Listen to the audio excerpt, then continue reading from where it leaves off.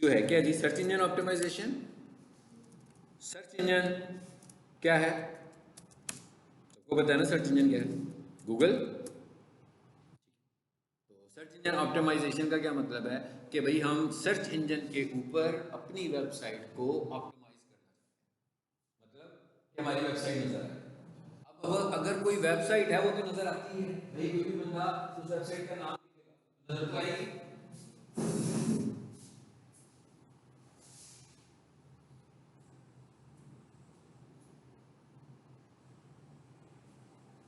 लेकिन हम कह रहे हैं ये ऑप्टिमाइजेशन नहीं है भाई। नाम तो सिर्फ वही बंदा लिखेगा ना जिसको वेबसाइट का पता होगा। तो जिसको वेबसाइट का पता ही नहीं है वो तो वेबसाइट का नाम नहीं लिखेगा। जैसे मैं ये कहता हूँ पीक सोल्यूशन में लोग बहुत सारे स्टूडेंट्स बैठे हुए हैं, तो मैं कहता हूँ भाई स्टूडेंट्स कुछ कोर्सेज करना चाह रहे थे। कुछ लोग ऐसे थे जो इस लोकेलिटी में रहते हैं तो वो पीक सोल्यूशन को जानते हैं। कुछ लोग ऐसे हैं जिनका कोई ना कोई रिलेटिव, कोई दोस्त, फ्रेंड उससे पढ़ा हुआ है, इस तरह के वो लोग। कुछ लोग ऐसे हैं कि उन्होंने रोड पे बैनर्स देख लिए तो वो आगे। इसी तरह हम ये कह रहे हैं कि यूआरएल तो वही लिखेगा ना जो जानता होगा, तो जो जानता ही नहीं होगा वो कैसे वेबसाइट तक पहुंचेगा? तो बेसिकली मार्केटिंग तो यही है ना कि हम रीच उधर तक लेकर जाएं जो हमें जानते नहीं हैं। इसका मतलब क्या हुआ कि हमें उन लोगों तक पहुंचने हैं जो पीक सोल्यूशन को नहीं जानते बल्कि वो इनकी प्रोडक्ट्स की क्यूरी करना चाहते हैं। जैसे मैं कहूँ किसी गांव से, किसी बड़े छोटे से गांव से कोई बच्चा आया, उसने कहा भी मैं डिजिटल मार्केटिंग सीख के जाता हूँ लाहौर से। लाहौर से मतलब उसको इतना पता है कि लाहौर में अच्छे कॉलेजेस हैं, तो उसने कहा भी लाहौर से मैं डिजिटल मार्केटिंग सीखूंगा। लेकिन उसे ये नहीं पता कि लाहौर में अच्छा कॉलेज कौन सा है। अब वो गूगल पे पीक सोल्यूशन तो भी लिखेगा ना, वो तो लिखेगा best digital marketing courses in Lahore.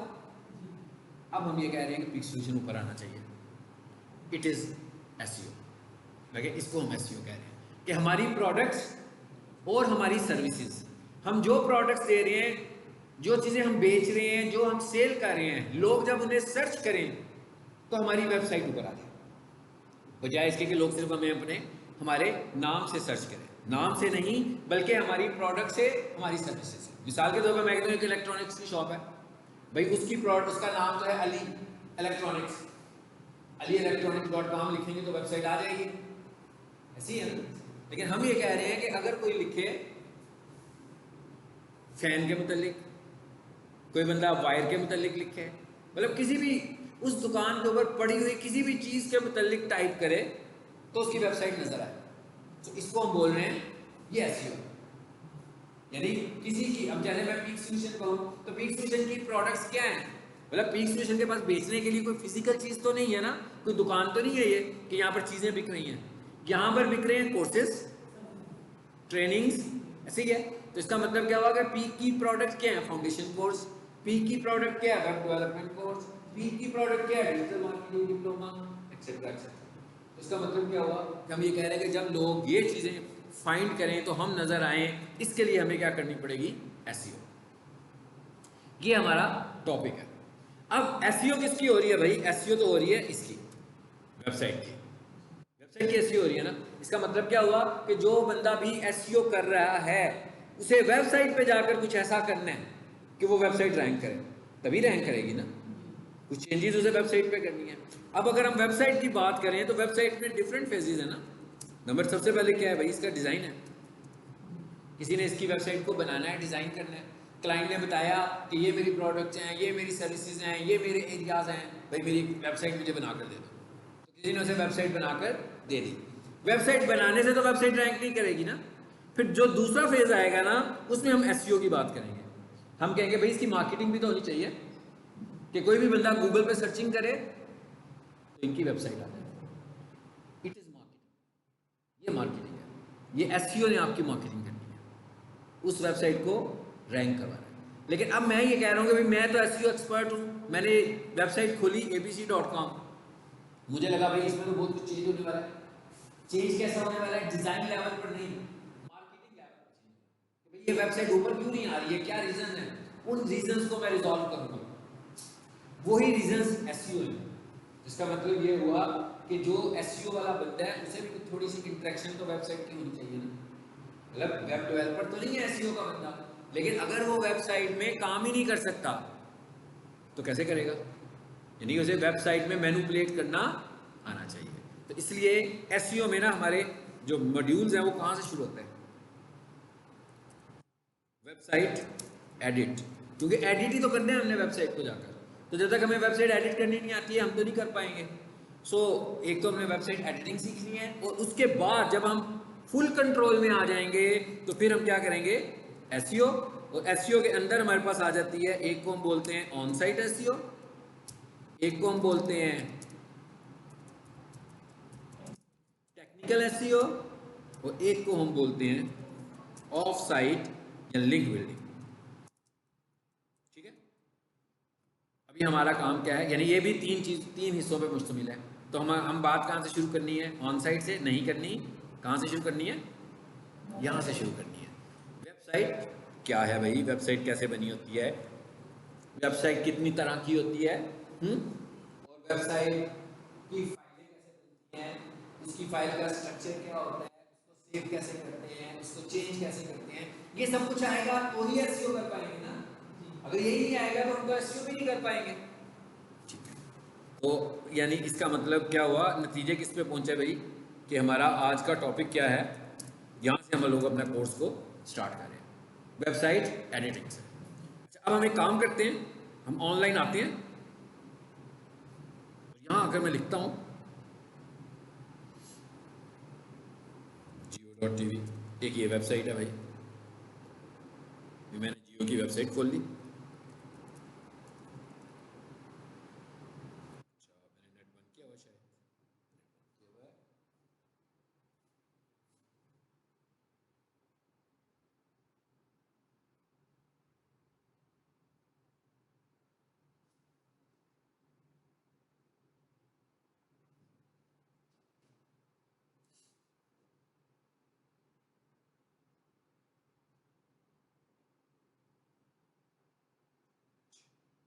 चल गया। अभी एक जियो की वेबसाइट खोल दी मैंने, एक यहाँ पर एक और वेबसाइट खोल दी, प्रोफेशनल किचन इक्विपमेंट। यहाँ पर एक सोल्यूशन की वेबसाइट भी खोल लेते हैं। ये मैंने 3 वेबसाइट खोलने लगा, खुलने देते हैं।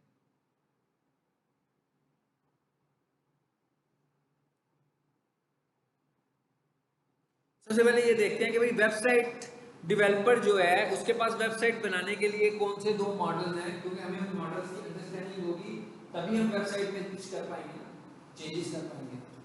तो वेबसाइट के जो 2 पॉपुलर मॉडल्स हैं ना, उनमें से एक मॉडल है कोडिंग का और एक मॉडल है सीएमएस का। सीएमएस किसे बोलते हैं? सीएमएस कहते हैं कंटेंट मैनेजमेंट सिस्टम को। ठीक है, सीएमएस इसको कहते हैं। मतलब एक है हमारे पास कोडिंग और एक है हमारे पास सीएमएस। मतलब एक हमारे पास कोडिंग है और एक सीएमएस है। इसका मतलब क्या हुआ कि वेबसाइट्स डेवलपर जो हैं वो यहाँ तो वेबसाइट को किस में बनाएंगे? कोडिंग में। यहाँ किस में बनाएंगे? सीएमएस में। ठीक है, कोडिंग का मतलब है कि वेबसाइट की कोडिंग हुई होगी। जैसे अभी मैं एक वेबसाइट देख रहा हूँ, अगर हम किसी भी वेबसाइट को खोलेंगे ना तो हर वेबसाइट की कोडिंग होगी। देखिएगा ज़रा, मैं इस पर राइट क्लिक करता हूँ और व्यू पेज सोर्स करता हूँ। मैंने राइट क्लिक किया और ये क्या लिखा हुआ है जी? View page source, control U इसका शॉर्टकट है। तो आपने किसी भी वेबसाइट के बैक एंड पर जाना। बैक एंड मतलब क्या है? एक फ्रंट एंड होता है, एक बैक एंड होता है। ठीक है, कि वेबसाइट बनी किस तरह हुई है, तो कंट्रोल यू करते हैं या व्यू पेज सोर्स करते हैं। आ गया कोड, ये देखिए कितना सारा कोड आ रहा है। ओके, यहाँ है, यहाँ भी आ गया, कंट्रोल यू करें, फिर कोड आ गया। दूसरी वेबसाइट में भी कोड आ गया। अच्छा, तीसरी खोलने जा। इसका मतलब क्या हुआ कि वेबसाइट कोडिंग में बने या सीएमएस में बने, एनीवेज बैक एंड पे से कोड ही है। दोनों वेबसाइट्स कोड पे बन रही है, लेकिन एक का इंटरफेस कोडिंग नहीं है उसमें भी कोडिंग, लेकिन उसका इंटरफेस कोडिंग नहीं है, उसका इंटरफेस ग्राफिक्स है। किसका? सीएमएस का। सीएमएस को हम किस में बनाते हैं? ग्राफिक। ऐसे क्या, जैसे आप माइक्रोसॉफ्ट वर्ड यूज करते हो भाई, पिक्चर लगा लेते हैं ना, पावर पॉइंट बनाते हैं, स्लाइड्स बना रहे होते हैं, टेक्स्ट बॉक्स लगाते हैं, इमेजेस लगाते हैं, वीडियोस लगाते हैं, कितना कुछ लगाते हैं। कैसे लगाते हैं? ड्रैग एंड ड्रॉप होता है ना, यू पकड़ा इधर ले आया, यू पकड़ा इधर ले आया, ड्रैग एंड ड्रॉप कर रहे हैं। सो ये है सीएमएस। और कोडिंग क्या है? जैसे ये वेबसाइट आ गई,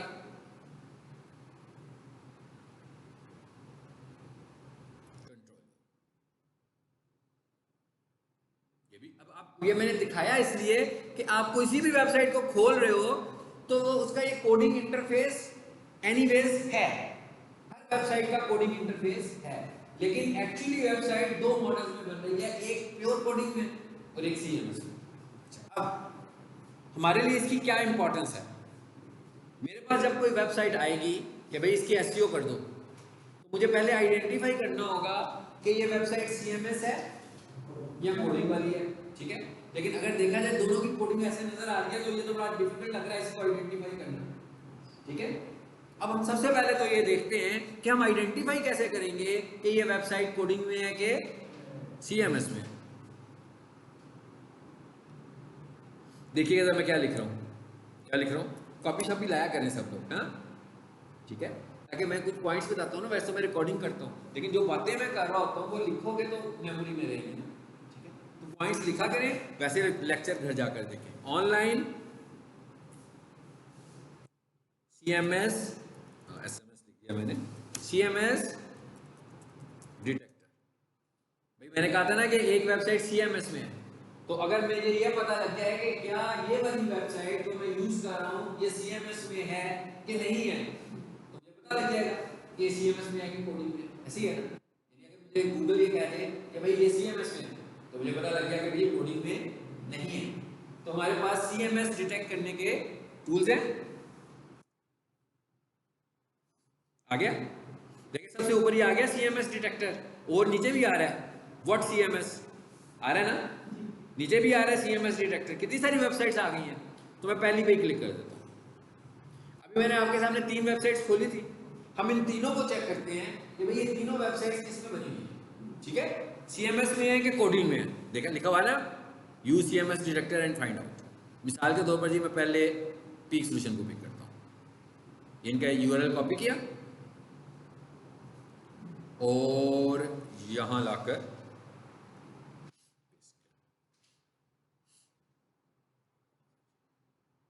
विंडो आई थी मैंने बंद कर दी। देखते हैं जी क्या बताया इसने, इसने हमें क्या मैसेज दिया, कहता है इज बिल्ट यूजिंग वर्डप्रेस। ये वर्डप्रेस की जो वेबसाइट्स होती हैं ये सीएमएस है, वर्डप्रेस इज अ सीएमएस। जरा नीचे आकर देखें, और डिटेल्स भी दे रहे हैं।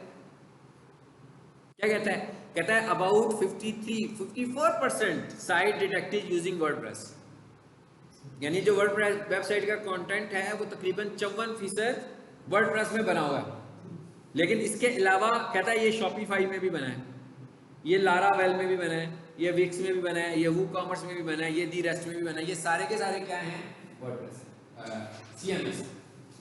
लेकिन मेजॉरिटी किस में बनी हुई है, वर्डप्रेस में। मोर देन 70% वेबसाइट सीएमएस की जो होती हैं वो वर्डप्रेस में, ठीक है, सीएमएस में कह रहा हूं मैं, ठीक है।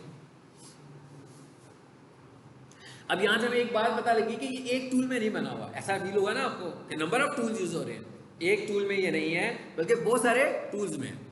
चलो एक काम करते हैं जरा, अब जरा दूसरी वेबसाइट पे आ जाते हैं, जियो पे आ जाए।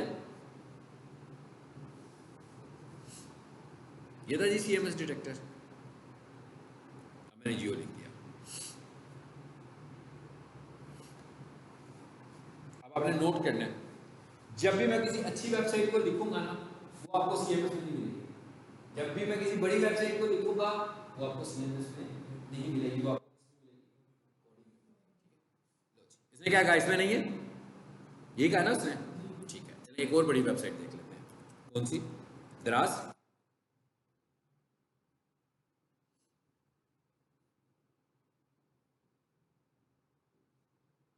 फिर आ जाते हैं डिटेक्टर।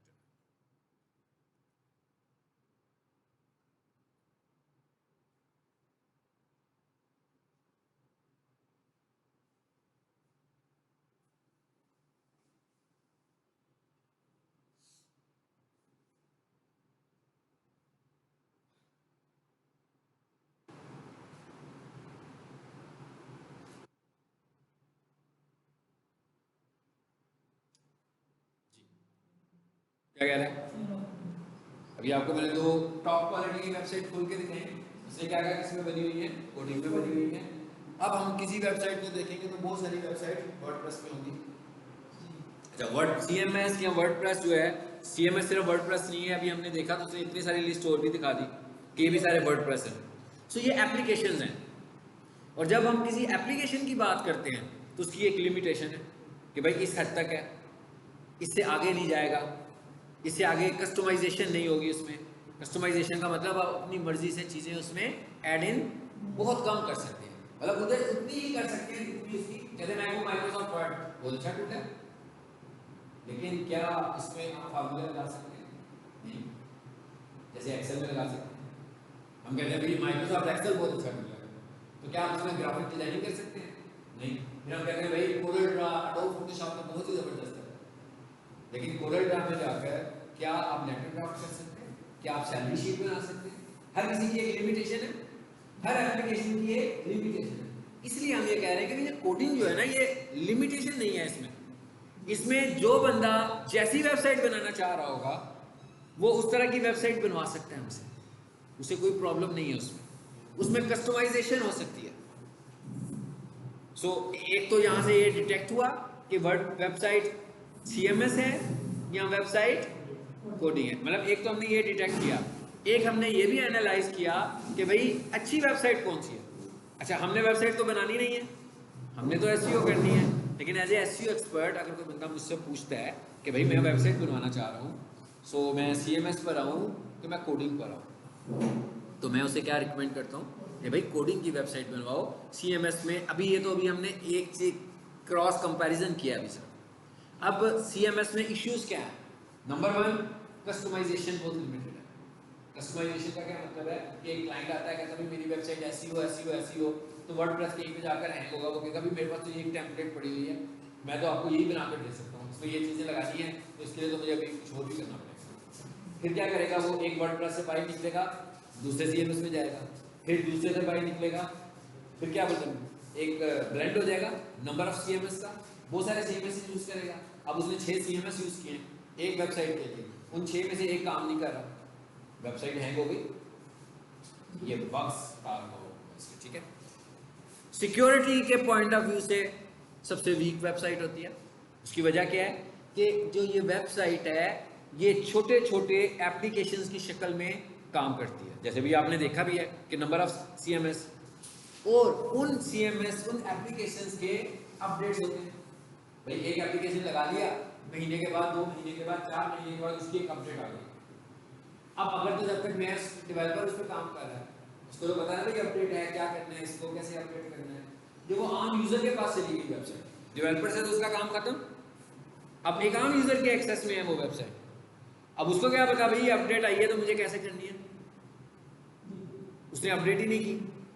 जब उसने अपडेट, जैसे आप व्हाट्सएप को अपडेट ना करो, क्या होता है, क्या होता है, रुक जाता है ना। मैं क्या व्हाट्सएप को अपडेट नहीं करें, नहीं काम करेगा। अभी पिछली क्लास में मुझे स्टूडेंट कह रहा था कि मेरी चैनल का वो क्या नहीं चल रहा, व्हाट्सएप चैनल नहीं चल रहा ना, वो उसकी अपडेट आई होगी, मैं क्या उसकी अपडेट आई होगी, उसने अपडेट नहीं की होगी, इस वजह से नहीं चल रहा, सिंपल। इसका मतलब क्या हुआ कि भाई इसके भी तो एप्लीकेशन हैं, इनके प्लगइन्स की भी तो अपडेट्स होंगी। और ऐसा भी हो सकता है कि कोई एक प्लगइन एक्सपायर हो जाए और वो आपको मैसेज दे कि भाई अब ये तो खत्म हो रहा है, अब इसकी जगह पर आपको ये करना चाहिए। अब वो जो बंदा है वो तो बेचारा खुद से यूज कर रहा है ना वेबसाइट, उसे क्या पता क्या करना है मैंने, उसको फिर डेवलपर की जरूरत पड़ेगी। जबकि ये वाले सारे, अगर वो ये नहीं करता तो क्या होगा, अगर वो ये नहीं करेगा तो वो प्लगइन काम करना छोड़ देगा और वो एक ओपन प्लगइन बन जाएगा। ऐसे क्या, जैसे किसी घर में ताला लगा हुआ है मगर यूं पकड़ो और ताला खुल जाता है, जिसका मतलब क्या हुआ, वो प्लगइन आपकी सिक्योरिटी होल्स बनेंगे आपकी वेबसाइट में और आपकी वेबसाइट के हैक होने के चांसेस एक्स्ट्राऑर्डिनरी बढ़ जाएंगे। इसी वजह से वर्डप्रेस की जो वेबसाइट होती है उसका लाइफ टाइम बहुत कम होता है। जिसने वर्डप्रेस की वेबसाइट में 1-2 साल गई फिर उसने नहीं बनाई, क्योंकि हम पुरानी वेबसाइट किसी के पास लेकर जाएंगे, भाई हैक हो गई, वो कहेगा भाई जितने पैसे मैं इसको ठीक करने के लूँगा ना उससे कम पैसों में मैं आपको नहीं बना दूंगा। जब हम रेट्स की बात करेंगे कि भाई कौन सी वेबसाइट है जो सस्ती है, कौन सी वेबसाइट है जो महंगी है, कौन सी वेबसाइट है जो कम रेट्स पर है, कौन सी वेबसाइट है जो ज़्यादा रेट्स पर है, तो हम देखेंगे कि वर्डप्रेस तो बहुत सस्ती बन जाती है, कोडिंग की वेबसाइट बहुत महंगी होगी, लेकिन उसकी रिलायबिलिटी भी अच्छी है। कि भाई एक दफ़ा बन गई फाइन, किसी प्लगइन की अपडेट की ज़रूरत नहीं, बहुत कम प्लगइन्स की अपडेट की ज़रूरत पड़ेगी आपको, बहुत ही कम। तो ये हमने 2-3 बातें भी की, हमने ये चीज़ें भी देखी और हमने ये चीज़ें भी देखी। क्या ख्याल है, ऐसे ही है ना? मैं क्या, हमने कंपैरिजन भी किया कि कोडिंग वर्सेस सीएमएस, कोडिंग अच्छी है कि सीएमएस अच्छा है, और अगर सीएमएस या कोडिंग अच्छा है तो किन रीजंस पर अच्छा है। अब अगर मैं ये कहूँ कि भाई एसईओ के लिए कौन सा अच्छा एप्लीकेशन है, कोई प्रॉब्लम नहीं है, एसईओ दोनों में होगी, लेकिन कोई प्रॉब्लम नहीं है। एसईओ कोडिंग में भी करेंगे हम, एसईओ सीएमएस में भी करेंगे, लेकिन फर्क सिर्फ ये है कि कोडिंग में एसईओ के लिए मुझे किसी चीज़ की एडिशनल ज़रूरत नहीं, मगर सीएमएस में मुझे एसईओ करने के लिए किसकी ज़रूरत पड़ेगी भला? शाबाश, जो हम अभी डिस्कस भी कर रहे थे जी, और सोचें किसकी ज़रूरत पड़ेगी? पूरा सीएमएस किस पे बेस कर रहा है, किन पे बेस कर रहा है? जो मैं डिस्कस कर रहा हूँ बार बार, जो मैं बार बार बता रहा हूँ कि भाई एसएमएस सीएमएस में ये है, ये है, ये होते हैं जो प्रॉब्लम कर जाते हैं। क्या प्रॉब्लम कर जाते हैं? प्लगइन्स। यानी आपको क्या चाहिए? एसईओ करने के लिए एसईओ का प्लगइन चाहिए, सिक्योरिटी लगाने के लिए सिक्योरिटी का प्लगइन चाहिए, फॉर्म बनाना है फॉर्म का प्लगइन चाहिए, मैप लगाना है मैप का प्लगइन चाहिए, पोस्ट लगानी है पोस्ट का प्लगइन चाहिए, पेजेस बनाने हैं स्टाइलिश, उनके भाई हर काम किससे हो रहा है? प्लगइन से हो रहा है। तो इसका मतलब क्या हुआ कि इसमें प्लगइन चाहिए। अब सीएमएस में हमें क्या चाहिए? प्लगइन चाहिए, किसके लिए? एसईओ के लिए। ऐसे ही है ना? अब ये वाला प्लगइन जो है, हर प्लगइन को वो कहेगा इंस्टॉल कर लो, ठीक है, पैसे नहीं मांगेगा आपसे पहले, लेकिन उसके अंदर उसकी ऑप्शन बड़ी कम होगी। जैसे आप इतने सारे एप्लीकेशन इस्तेमाल करते हैं, ट्राई करते हैं, उनके पीछे वाटरमार्क आ जाता है, आप उसे यूज नहीं कर सकते, वो उसकी ऑप्शंस कम होंगी, तो वो कहेगा भाई ये पूरी मुकम्मल एसईओ करनी है ना, मुकम्मल एसईओ की फंक्शनैलिटी चाहिए, तो ये परचेज करो। तो उसकी फीस भी जो होगी वो एनुअल बेसिस पर होगी, यानी इसका मतलब क्या है? लाइफ टाइम पेमेंट नहीं होगी, साल की पेमेंट होगी। तो अब हम वेबसाइट के साथ साथ, डोमेन के साथ साथ, होस्टिंग के साथ साथ एसईओ की भी एनुअल पेमेंट करने लगे। तो इसका मतलब क्या हुआ कि दिखने में वो साइट हमें सस्ती लग रही थी, लेकिन जब हमने किसी भी प्लगइन की फुल फंक्शनैलिटी मांगी उससे, तो पता लगा भाई ये तो इतने महंगी है, तो हमें महंगी पड़ गई। और जो बंदा कहेगा नहीं अभी मैं तो फ्री यूज कर लेता हूँ, तो फुल फंक्शनैलिटी यूज नहीं की, नंबर 1। नंबर 2, एक तो उसने फुल फंक्शनैलिटी यूज नहीं की, उस अब क्या है, उसकी वेबसाइट में सारे प्लगइन्स फ्री के लगे हुए हैं, इसका मतलब सिक्योर भी नहीं, वेबसाइट स्लो है, आपकी वेबसाइट भी स्लो है, ठीक है।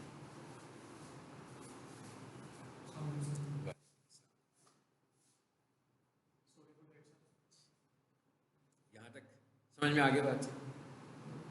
हमने ये कहा कि भाई वेबसाइट क्या है, कोडिंग और सीएमएस, सीएमएस और कोडिंग में डिफरेंस क्या है। और जब सीएमएस में जाते हैं, अब सीएमएस मिसाल के तौर पर एक सीएमएस की वेबसाइट है, कोई भी बंदा कहता है भाई वर्डप्रेस में बनवा लें, जल्दी बन जाएगी, क्योंकि वो टेम्पलेट बेस्ड है, वो जल्दी बन जाएगी, ठीक है, कॉस्ट भी उसकी कम आएगी, जल्दी भी बन जाएगी, कॉस्ट भी कम। मिसाल के तौर पर एक वेबसाइट है जो कोडिंग में मैं बनवाने लगा हूँ, तो एक बंदा मुझे कहता है भाई इसके 80K इसकी फ़ीस है, वेबसाइट के पैसे लूँगा 80,000 कम से कम।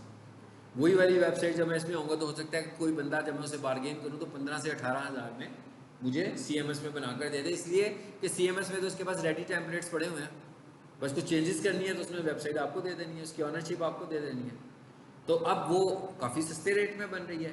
तो ये वजह है कि लोग इनको ज़्यादा इस्तेमाल करते हैं। हर किसी का बजट तो कम ही होता है ना, वो कहता है भाई वेबसाइट होनी चाहिए, बस जैसी मर्जी हो एक वेबसाइट हो, ताकि हम अपने क्लाइंट्स को दिखाएं। कई लोग तो ऐसे भी होते हैं, वो कहते हैं हम बिजनेस कर रहे हैं, तो हमें क्लाइंट्स ये कहते हैं कि भाई आपकी वेबसाइट तो है नहीं, हमें आप पे यकीन कैसे करें कि आप लोग बिजनेस भी कर रहे हैं कि नहीं है। तो उनका पर्पज़ क्या होता है? बस एक वेबसाइट बनाना कि बन जाए। एसईओ की तो भी बात ही नहीं कर रहे, वो तो फिर बाद में होता है जब वो मार्केटिंग स्ट्रेटेजी पर जाते हैं, तो वो कहते हैं भाई वेबसाइट बनी भी हुई है, बिजनेस भी नहीं हो रहा उससे, फिर वो कहते हैं हाँ भाई इसकी मार्केटिंग करें, मीन्स एसईओ करेंगे, ठीक है। चलिए जी, अब हम आगे कोडिंग पर, हम दोनों प्लेटफॉर्म्स को देखेंगे, ये भी ज़हन में रखिएगा, ठीक है। मोस्टली जो कॉम्प्लेक्स एसईओ होगी वो कोडिंग की होगी, और जो सिंपलेस्ट एसईओ होगी वो इसकी सीएमएस की होगी, यानी वर्डप्रेस की, वो सिंपलेस्ट। ऐसे ही है जैसे आप माइक्रोसॉफ्ट वर्ड यूज़ करते हैं भाई, आपसे एक 4 पैराग्राफ्स लिख के दिए जाए और आपसे कहा जाएगा भाई आपने इसकी फॉर्मेटिंग करनी है और साथ बीच में 1-2 तस्वीरें भी लगानी है, तो सिंपल सा काम ही है ना। जो सबसे ऊपर लिखा होगा उसको हेडिंग स्टाइल कर दोगे, पैराग्राफ को ज़रा बोल्ड कर दोगे, थोड़ा सा साइज बड़ा कर दोगे, किसी को अंडरलाइन कर दोगे, फिर तस्वीरें लगानी होगी तो इंसर्ट में जाओगे, वहाँ से इमेजेस ऐड कर लोगे, हो गया। तो इस तरह की एसईओ होगी हमारी वर्डप्रेस में, यानी ये सिंपलेस्ट सा तरीका ये वाला।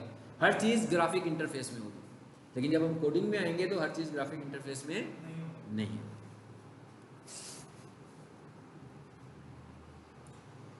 यहाँ से जी हम स्टार्ट करें कोडिंग से अब, ठीक है। अब हमने यहाँ पर वेबसाइट भी खोली थी, मैंने कोडिंग दिखाई भी थी आपको, ये देखें कोडिंग आ रही है। तो ये एक देखें, ये क्या लिखा हुआ है स्टार्ट पर, HTML। तो ये क्या बनी हुई है हमारे पास, एक HTML फाइल बनी हुई है, नोट करें आप। वर्डप्रेस की वेबसाइट का स्टार्ट भी कहाँ से हो रहा है, HTML से। मैं क्या वर्डप्रेस की वेबसाइट का स्टार्ट भी HTML से, कोडिंग वाली वेबसाइट का स्टार्ट भी, यानी कि दोनों ही HTML से स्टार्ट हो रहे हैं। अच्छा, अब हम कहते हैं किसको है स्ट्रॉन्ग, हम किसको कहते हैं कि पावरफुल है ज़्यादा, हम कहते हैं कोडिंग को। लेकिन ज़हन में रखिएगा कोडिंग ये हमारे पास एक लैंग्वेज है, HTML में बनी हुई वेबसाइट की बात नहीं कर रहे हम, ठीक है। PHP में वेबसाइट बननी चाहिए, यानी हमने PHP में कुछ नहीं करना, ओके। लेकिन अगर कोई बंदा मुझसे पूछेगा कि भाई कैसी वेबसाइट बनवाऊं, तो मैं आपसे कहूंगा भाई PHP की कोडिंग में बनवा लो वेबसाइट। सबसे ज़्यादा सिक्योर PHP है, क्योंकि अभी मैंने कंट्रोल यू किया, सो जो कोड PHP का होगा वो नहीं नजर आएगा, सिर्फ HTML का कोड नजर आएगा। इसका मतलब क्या होगा, कोई भी बंदा उसका नहीं बोल सकता। और जो वर्डप्रेस है, जब मैं आपको उसकी कोडिंग दिखाऊंगा तो वो भी PHP में, लेकिन वर्डप्रेस तो एक एप्लीकेशन है, तो वो एक एप्लीकेशन की शक्ल में PHP में बना हुआ है। इसका मतलब उसकी कोई लिमिटेशन होगी, लेकिन जो बंदा PHP में बनाएगा वो जब चाहेगा अपनी वेबसाइट को अपग्रेड कराता रहेगा, इसलिए उसमें कोई लिमिटेशन नहीं है। वर्डप्रेस में तो उसने कहा हुआ है कि प्लगइन्स के थ्रू चलना है, उसमें हर चीज़ के लिए उसे प्लगइन चाहिए, अपडेट्स भी आएंगी, एक्सपायर भी होंगे। तो हम लोगों ने ये पता लग गया कि PHP की अच्छी वेबसाइट है, ठीक है, ये पता लग गया। लेकिन अब हमने क्या काम करना है, हमने HTML को पढ़ना है।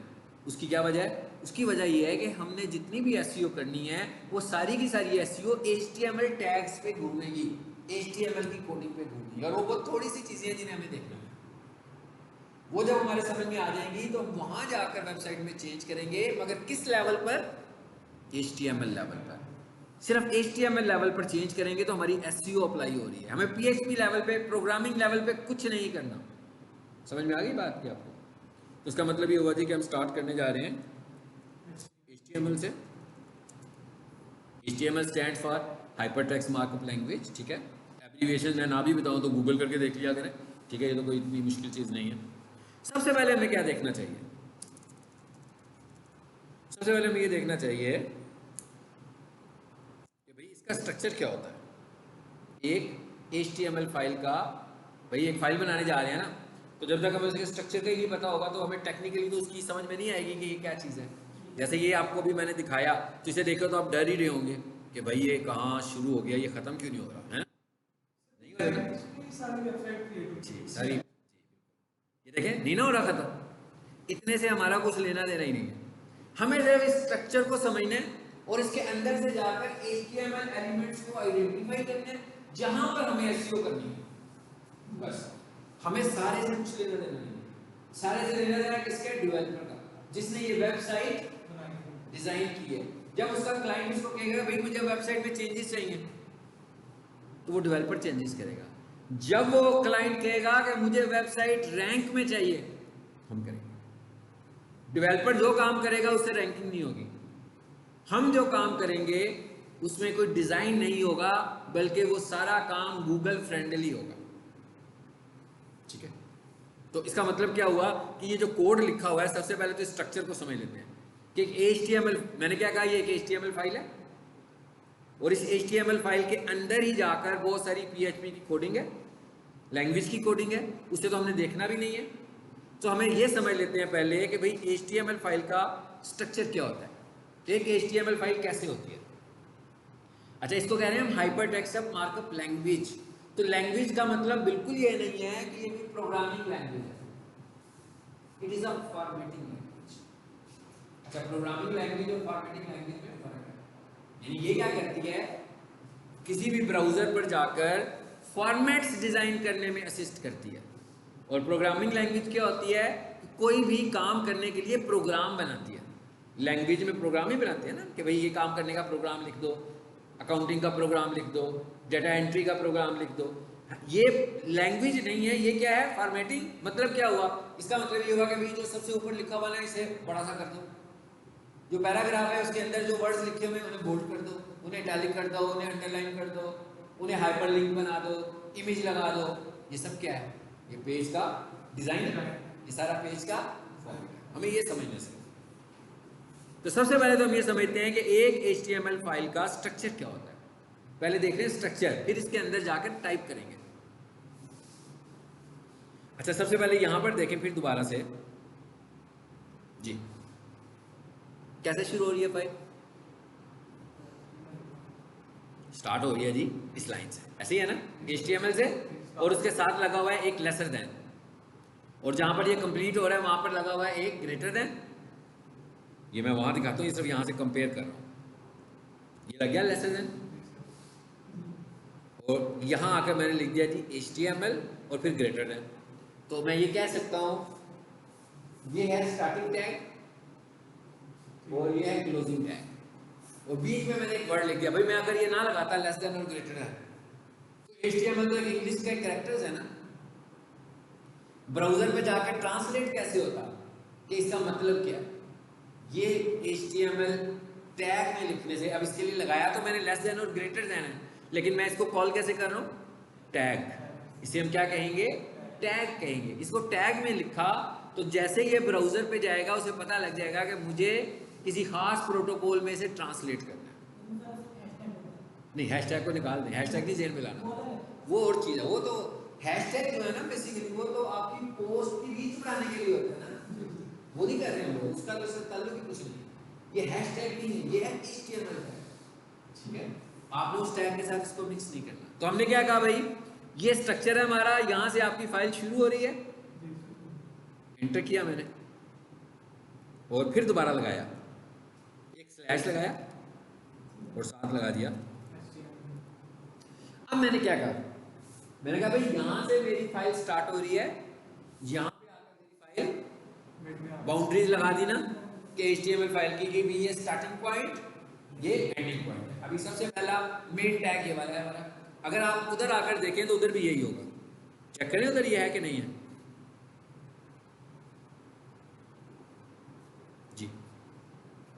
कहां से स्टार्ट हो रही है, HTML से, एंड देखें कहां पे होता है, एंड HTML, बीच में बहुत कुछ है ना, लेकिन स्टार्ट और एंड यानी कि पहले वो लगा, जैसे आप कोई कोटेशन लिखते हो, वो डबल कोट्स लिखे होते हैं ना, बीच में एक सेंटेंस होता है फिर डबल कोट्स लग जाते हैं, तो उसको कोट कर देते हो ना आप। ये समझ लो कि हमने इस पूरी फाइल को कोट कर देना है HTML और एंड HTML के अंदर। आ जाते हैं जी वापस, अब आए, एंड हो गया, और ये स्लैश कहता है, आप देख लो इसका ट्रेंड बॉटम से लेफ्ट पर है, ये ऐसा भी तो हो सकता था, है ना, ये वो वाला है, ये नहीं है, ये वाला एंड है, ये लेफ्ट पर है ना, वो राइट साइड पर ट्रेंड था ना, ये वाला स्लैश आपने यूज करना है। अच्छा, अब उसके बाद आगे क्या है, इसके बाद इसका जो सेकंड एलिमेंट है, यानी इसका जो सेकंड टैग है वो होता है हेड जी, हेड, हेड स्टार्ट हो गया। तो यूं करते हैं, जो आपका स्ट्रक्चर है ना, आप समझ रहे हैं कि यही वाला स्ट्रक्चर जो है ये HTML फाइल है। ह्यूमन बॉडी का स्ट्रक्चर क्या है भाई, सर से शुरू हुआ, बॉडी आ गई, मैं क्या पहले सर फिर बॉडी फिर पाँव, हेड बॉडी और फुटर, ऐसे ही है। यही इसका भी है, जो एक ह्यूमन बॉडी का स्ट्रक्चर है वही इसका भी है, हेड फिर क्या आ गया जी, बॉडी। सबको पता लग रहा है ना मैं ये क्या लगा रहा हूँ, क्या लिखने लगा हूँ, फुटर देने की जरूरत ही नहीं भाई, स्लैश बॉडी किया, इसका मतलब क्या होगा, जिसको मैं फुटर शो करना चाहता हूँ वो कहाँ जाएगा, नीचे नीचे। इसके बाद जो भी लिखूंगा वो किसमें कंसीडर होगा, फुटर में। अब इतना तो आपको पता ही है भाई, आप अपने हेड से खाते तो नहीं है ना, है ना, खाना खाना यहाँ से होगा। हेड में क्या है सोचते हैं आप, यहाँ पर क्या होगा हेड में, यहाँ पर चीजों को डिफाइन जब हम करेंगे, डिक्लेयर करेंगे, वो सब कहाँ पर होगा, हेड पे होगा। और जो आपकी वेबसाइट नजर आ रही है लोगों को, वो कहां पे होगी, यहां पर क्या है, डिक्लेरेशंस, ठीक है। वो हम आहिस्ता आहिस्ता आगे की तरफ जाएंगे तो हम देखेंगे क्या डिक्लेरेशन है, ठीक है। उसके बाद जो आपकी वेब, जैसे भी मैंने geo.tv लिखा, क्या हुआ, पूरा कंटेंट आपको वेबसाइट का नजर आया ना, वो कहां लिखा होगा, बॉडी में। यानी पूरी वेबसाइट जो हमें नजर आ रही है वो किस हिस्से में है, जैसे मैं ये कहता हूं पीक सोल्यूशन, भाई ये किस हिस्से में है, ये जो नजर आ रहा है ये किस हिस्से में होगा, ये बॉडी में है।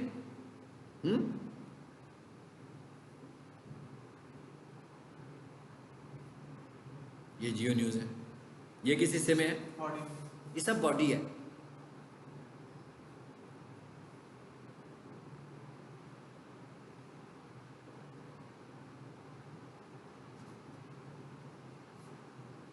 अब जरा देखिए हेड में कौन सा टेक्स्ट है, ये ऊपर लिखा हुआ हमने, माउस रखें तो इसमें क्या लिखा हुआ आ रहा है, जियो टीवी, इसे हम बोलते हैं टाइटल। ये तो पेज का हिस्सा नहीं है। अगर ये पेज का हिस्सा नहीं है इसका मतलब ये है कि ये बॉडी में नहीं है। ये कहां है, ये देखें, नजर आएगी लाइन नंबर 7,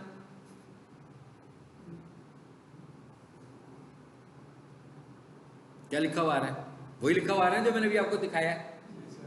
ये किस पोर्शन में नजर आ रहा है आपको,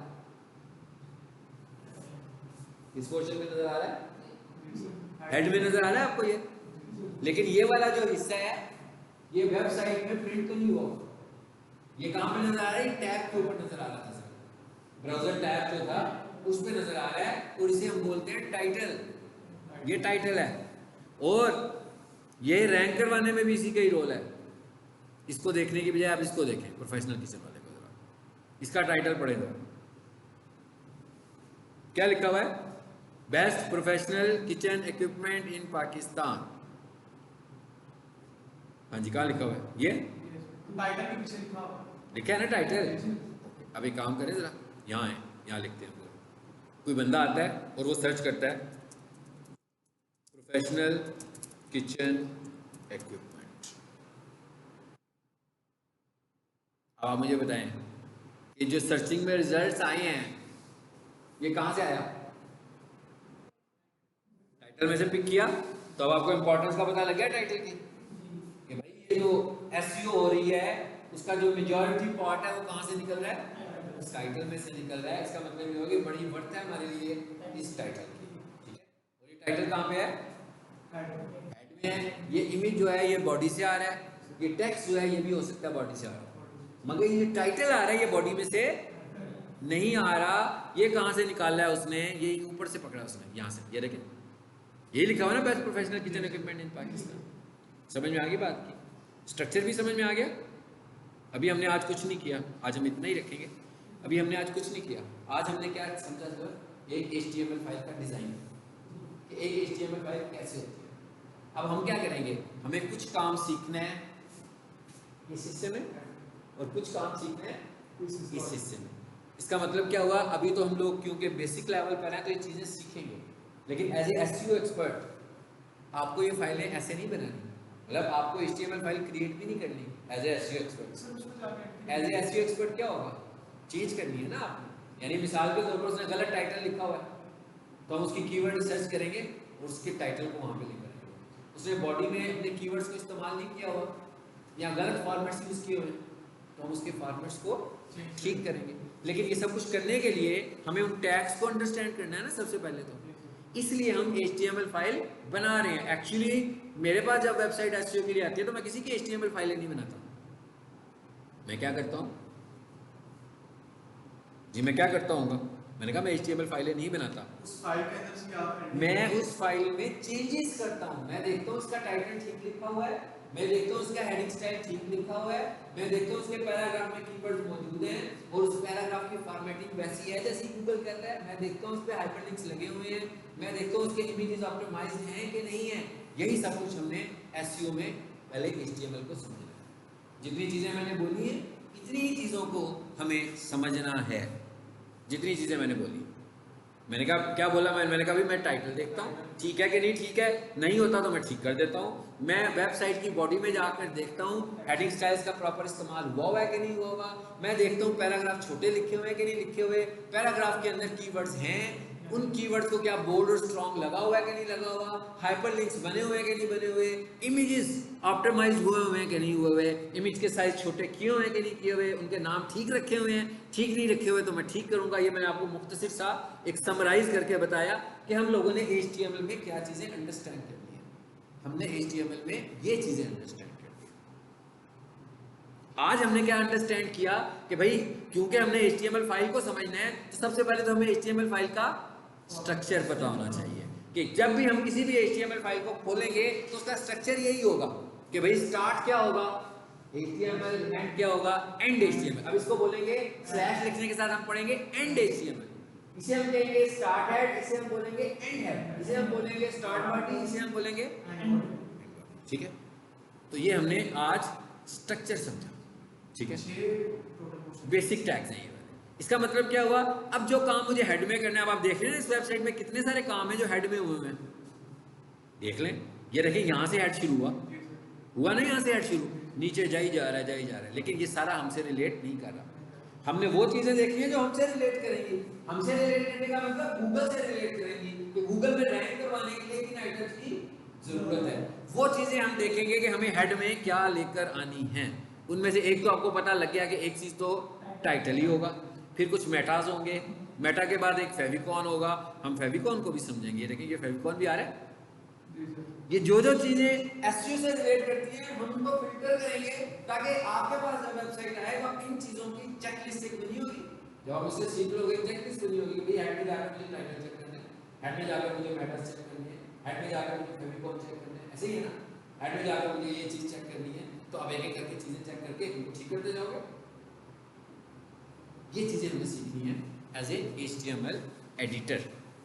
अब ये काम तब होगा जब हमें इन टैग्स की समझ में आएगी। जैसे मुझे पता होगा एक टाइटल का टैग लगना कैसे है, ये ना हो कि मुझे टाइटल के टैग का ना पता हो, लेकिन मुझे ये पता हो कि टाइटल के टैग में चेंजेस करनी है, मगर मुझे उसका सिंटेक्स ना पता हो, तो मैं चेंजेस करते करते तो उसकी वेबसाइट ही खराब करूंगा ना बंदे की।